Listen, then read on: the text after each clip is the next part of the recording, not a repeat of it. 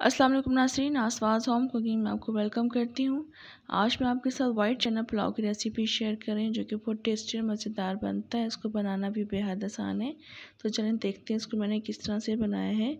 ये आधा किलो चने जिसको मैंने रात भर के लिए भिगो दिया था और सुबह पानी ड्रेन करके इनको बॉयल कर लिया है। इस वक्त मैं आपको इसकी कंडीशन दिखा देती हूँ, ये कितने गले हुए होने चाहिए। ये देख लें, बिल्कुल आराम से प्रेस करने से ये प्रेस हो रहे हैं इस तरह से, इतने गले हुए होने चाहिए। इसके अलावा मैं आपको चावल भी दिखा देती हूँ।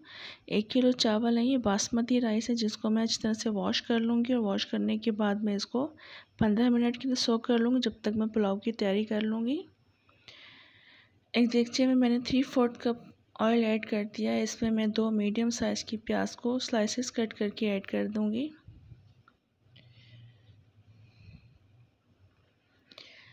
मिक्स करेंगे प्याज को इसके साथ। अब इसमें ज़ीरा ऐड कर देंगे 2 टीस्पून। मिक्स करेंगे ज़ीरे को और साथ ही में कुछ साबुत गरम मसाले ऐड कर दूंगी। 8-10 लौंग हैं, 8-10 काली मिर्ची हैं और 3-4 टुकड़े दालचीनी के हैं। ये सब ऐड करके इसको मिक्स करेंगे। इसको प्याज को गोल्डन ब्राउन करेंगे। इस वक्त प्याज गोल्डन ब्राउन हो चुकी है तो इसमें मैं अदरक और लहसुन का पेस्ट ऐड कर दूंगी। अदरक का पेस्ट ऐड कर रही हूँ 2 टेबल स्पून।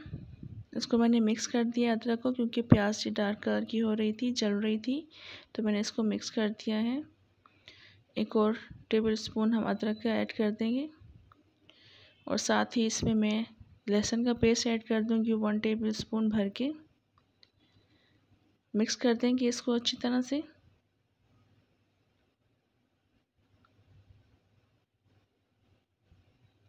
इसके बाद बॉइल्ड चने ऐड कर देंगे।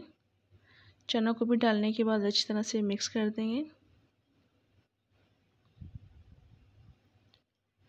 और इसमें 1 पाव दही ऐड कर देंगे। 250 ग्राम दही है, इसको ऐड कर देंगे और मिक्स कर देंगे इसमें।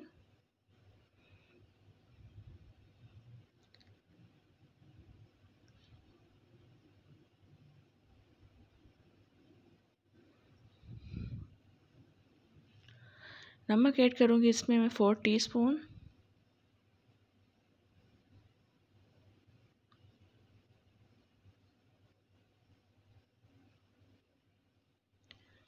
नमक डालने के बाद भी इसको अच्छी तरह से मिक्स कर देंगे।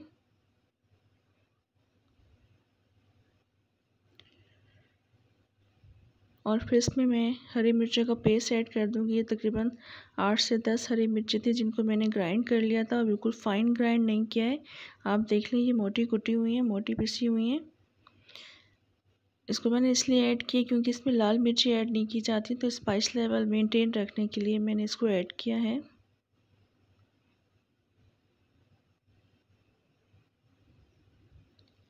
हरी मिर्चों का पेस्ट ऐड करने के बाद पुलाव का जायका भी बहुत अच्छा हो जाता है और थोड़ा सा स्पाइस लेवल भी सही रहता है।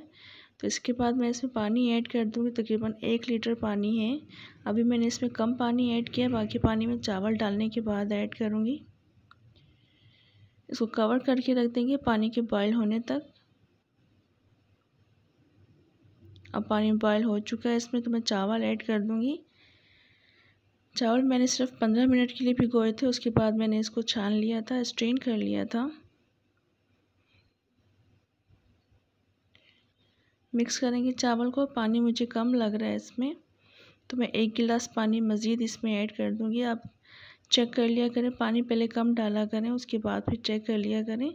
चावल के लेवल से 1 से 1.5 इंच पानी ज़्यादा होना चाहिए। अब पानी मुझे मुनासिब लग रहा है इसमें।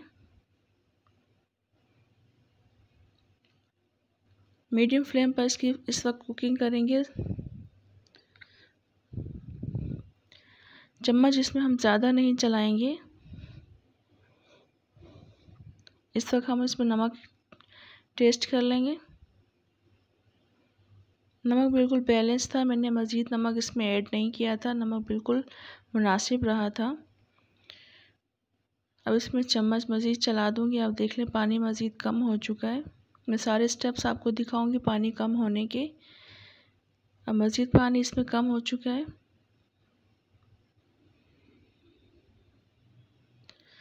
थोड़ी थोड़ी देर के बाद इसमें चम्मच चलाएंगे, मुस्तकिल चम्मच नहीं चलाएंगे वरना चावल टूट जाएंगे।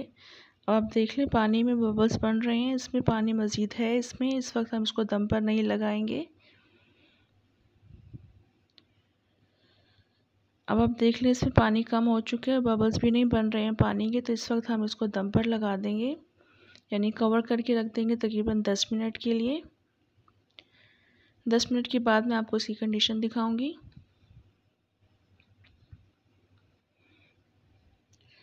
अभी 10 मिनट हो चुके हैं, तो अब इसमें हम फ़ौरन से चम्मच नहीं चलाएंगे क्योंकि इसकी स्टीम निकल रही है। अभी स्टीम निकलने के बाद हम इसमें चम्मच चलाएंगे वरना चावल टूट जाएंगे। अब इसकी स्टीम निकल चुकी है, तकरीबन 1 से 2 मिनट हो चुके हैं, तो अब इसमें हम चम्मच चलाएंगे और आप देख लें चावल माशाल्लाह काफ़ी खिले खिले से बने हैं। इसको अब मैं डिश आउट कर दूंगी।